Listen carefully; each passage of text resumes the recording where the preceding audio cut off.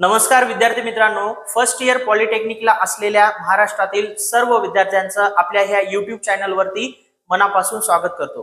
विद्यार्थी मित्रांनो, तुम्ही फर्स्ट इयर सेकंड सेमिस्टरला आहात आणि तुमची कोणतीही ब्रँच असू द्या, तुम्हाला M2 म्हणजेच अप्लाइड मॅथमॅटिक्स हा सब्जेक्ट आहे। तर विद्यार्थी मित्रांनो, आपण आपल्या ह्या YouTube चॅनलवरती ऑलरेडी 10 लेक्चर M2 चे अपलोड झालेले आहेत। ज्या विद्यार्थ्यांनी ते व्हिडिओ बघितलेले नाहीत, पहिल्यांदा तुम्ही ते व्हिडिओ बघा आणि नंतर हा व्हिडिओ बघायला स्टार्ट करा, म्हणजे तुमची व्यवस्थित लिंक लागेल। विद्यार्थी मित्रांनो, आजच्या व्हिडिओमध्ये आपण प्रॉब्लेम नंबर 27 बघणार आहोत। ऑलरेडी आपण अगोदरच्या व्हिडिओज मध्ये 26 प्रॉब्लेम पर्यंत आपण कव्हर केलेला आहे। आजच्या लेक्चर मध्ये आपण 27 नंबरचा प्रॉब्लेम बघणार आहोत। तर इंटिग्रेशन 1/9x² - 16 * dx हा प्रॉब्लेम आहे।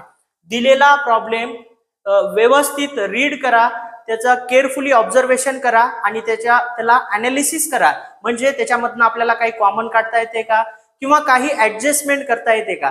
M2 चे प्रॉब्लेम सॉल्व्ह करत असताना ऍडजस्टमेंट अशी करायची की ती ओरिजिनल व्हॅल्यू चेंज होऊ द्यायची नाही, राईट। मग त्यानंतर कोणता फॉर्म्युला त्या पर्टिक्युलर प्रॉब्लेम साठी यूज करता येतो हे जर समजलं तुम्हाला, या दोन गोष्टी जर कळाल्या, M2 चा कसलाही प्रॉब्लेम तुम्हाला सॉल्व्ह करता येतो। ठीक आहे, तर फर्स्ट स्टेप आपण बघूया। फर्स्ट स्टेप काय करायचं, जो काही दिलेला प्रॉब्लेम आहे तो जशाच तसा लिहून घ्यायचा। Integration 1/9x² - 16 * dx। ठीक आहे, जशाच तसं लिहिलं। आता आपल्याला इंटिग्रेशन मध्ये ह्या ठिकाणी फॉर्म्युले कसे आहेत, इंटिग्रेशन 1/x² + a² किंवा इंटिग्रेशन 1/x² - a² किंवा इंटिग्रेशन 1/√1 - x²। ठीक आहे, तर अशा फॉर्मॅट मध्ये आपल्याला फॉर्म्युले इंटिग्रेशनचे आहेत। पण या ठिकाणी बघितल्यानंतर इथं 9x² आहे, म्हणजे हे 9 जे आहे ते एक्स्ट्रा आहे। मग एक्स्ट्रा जी टर्म येतो, ठीक आहे, या x² चा जो कोएफिशियंट 9 आहे त्याला आपल्याला काय करावं लागेल, कॉमन काढावं लागेल, राईट। मग आपण काय करूया, या 9 ला कॉमन काढूया आणि हा जो 9 आहे तो कशामध्ये आहे रे, डिनॉमिनेटर मध्ये आहे। म्हणून इंटिग्रेशन 1/9 हे कॉमन काढलं मी, या ठिकाणाहून 9 जर कॉमन काढलं तर काय शिल्लक राहते रे बेटा, x² शिल्लक राहील, राईट। मायनस त्या ठिकाणी 16 आहे। मग बरेच विद्यार्थी सर 16 मधून 9 कॉमन काढायचा आणि रिमेनिंग त्या ठिकाणी 7 राहते। ठीक आहे, ही कन्सेप्ट चुकीची आहे। कॉमन काढत असताना जर ह्या ठिकाणी 9 नसेल तर ह्या 16 ला 9 ने डिवाइड करायचं। ठीक आहे, मग चला करूया आपण 16 / 9 * dx। ठीक आहे, आता या 16 ला बघितल्यानंतर लगेच तुम्हाला क्लिक व्हायला पाहिजे, सर 4 चा जर स्क्वेअर आम्ही केलो तर आम्हाला काय मिळेल, 16 मिळेल, राईट। सर त्या ठिकाणी या 3 चा जर स्क्वेअर केलो तर आम्हाला 9 मिळेल, राईट। म्हणजे तुम्हाला ह्या ठिकाणी 4 चा स्क्वेअर अपॉन 3 चा स्क्वेअर लिहिता येते किंवा 4/3 होल स्क्वेअर लिहिता येते। ठीक आहे, तर या ठिकाणी आपण अरेंजमेंट ही अशा टाइप मध्ये करू, कारण की आपल्याला x² - a² पाहिजे। इंटिग्रेशनचा हा फॉर्म्युला आहे। पहिल्यांदा आपल्याला दिलेला प्रॉब्लेम फॉर्म्युलेच्या फॉर्मॅट मध्ये आणून आणि तो फॉर्म्युला आपल्याला यूज करावं लागेल। ठीक आहे, हा बघा, नेक्स्ट स्टेप काय करायची। आता जो हा 9 आहे, 9 कॉन्स्टंट आहे। मग कॉन्स्टंट टर्म कधीही आपण इंटिग्रेशनच्या बाहेर घेतो। ठीक आहे, मग हे 9 आपण बाहेर घेऊया, 1/9, कारण की हे डिनॉमिनेटर मध्ये आहे। इंटिग्रेशन 1/x² मायनस, ठीक आहे, हा 4/9 आहे। मग मला याला काय लिहिता येते रे, 4/3 होल स्क्वेअर * dx। ठीक आहे, आता बघा ह्या ठिकाणी सुद्धा हे 16/9 ला 4/3 लिहिलं, हे दिसायला जरी वेगवेगळे असतील तर ओरिजिनल व्हॅल्यू तेच आहे। बघा ह्या ठिकाणी 4 चा स्क्वेअर किती येते रे बाळांनो, 16, 3 चा स्क्वेअर किती येते, 9, राईट। म्हणजे नंबर जरी वेगवेगळे असतील तरी ओरिजिनल व्हॅल्यू त्याची तीच आहे। ठीक आहे, मग आपला जो दिलेला हा प्रॉब्लेम आहे आपण ह्या फॉर्म्युल्याच्या फॉर्मॅट मध्ये आणलेला आहे आणि असाच आपल्याला एक इंटिग्रेशन मध्ये फॉर्म्युला आहे। बऱ्याच विद्यार्थ्यांना आठवत असेल, इंटिग्रेशन 1/x² - a² * dx। काय रिझल्ट आहे त्याचं 1/2a log mod of x minus a x plus a plus c. ठीक आहे, मग हा डायरेक्ट फॉर्म्युला ह्या ठिकाणी आपण यूज करू शकतो. पण a ची व्हॅल्यू इथं किती आहे, a ची व्हॅल्यू आहे 4/3. ठीक आहे, a किती आहे 4/3. ठीक आहे, मग तो फॉर्म्युल्याचा आपण या ठिकाणी यूज करूया. विद्यार्थी मित्रांनो, तुम्ही जेव्हाही असे नंबर ऑफ प्रॉब्लेम सॉल्व्ह करत असता तर प्रॉब्लेम सॉल्व्ह करत असताना फॉर्म्युला लिहायला कंटाळा करू नका.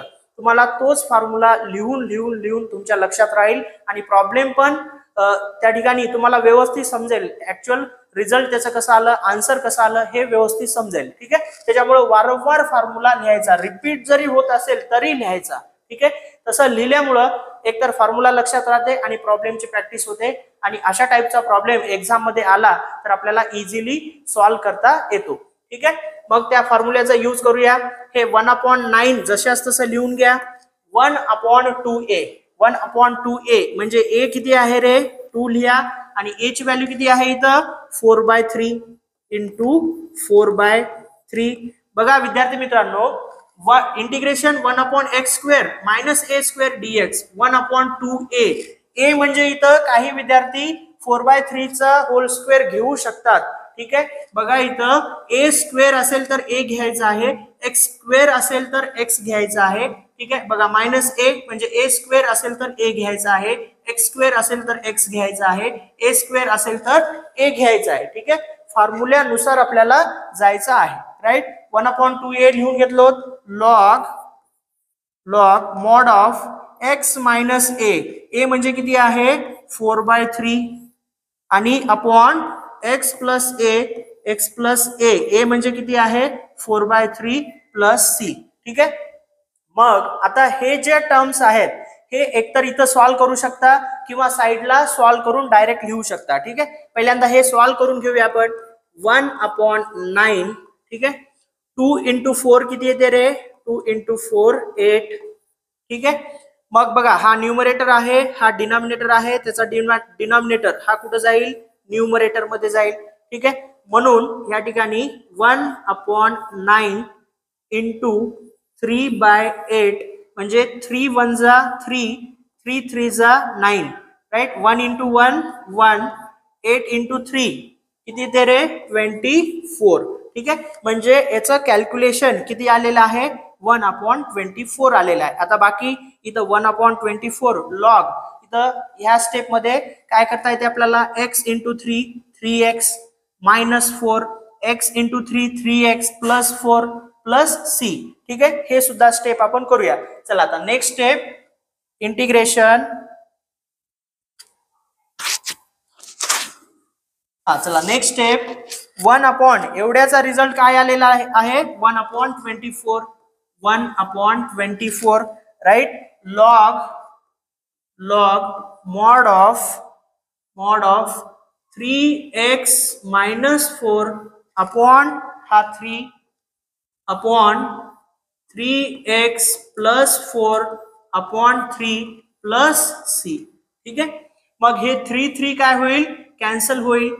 1/24 log mod of 3x minus 4 upon 3x plus 4 plus c. ठीक आहे, हे तुमचं फायनल आन्सर मिळालेलं आहे. ठीक आहे, तर जे काही फायनल आन्सर आलेलं आहे ते सुद्धा I = लिहून घ्यायचं आहे.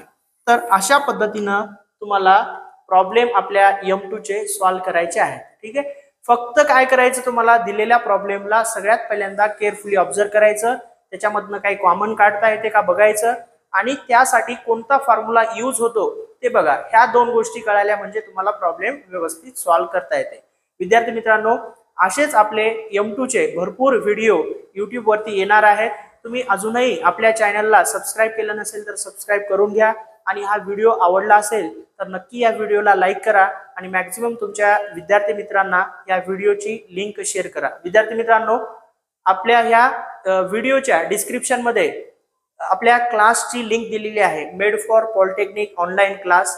तर सर्व विद्यार्थ्यांनी एकदा तो ऍप डाउनलोड करून घ्या. त्या ऍप मध्ये भरपूर सारे कोर्सेस अवेलेबल आहेत तुमच्या ब्रँच नुसार, तुमच्या सेमिस्टर नुसार. तर आपला तसाच M2 चा पण कोर्स आहे.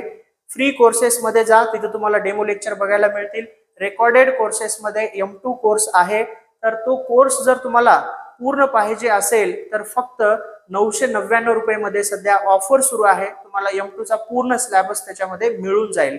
काही व्हिडिओ त्याच्यामध्ये सुद्धा अपलोड झालेले आहेत आणि डेली त्याच्यामध्ये व्हिडिओ अपलोड होत राहतील. तर विद्यार्थी मित्रांनो, आपण या व्हिडिओमध्ये इथंच थांबूया. पुन्हा भेटूया नेक्स्ट व्हिडिओमध्ये. जय हिंद, जय महाराष्ट्र.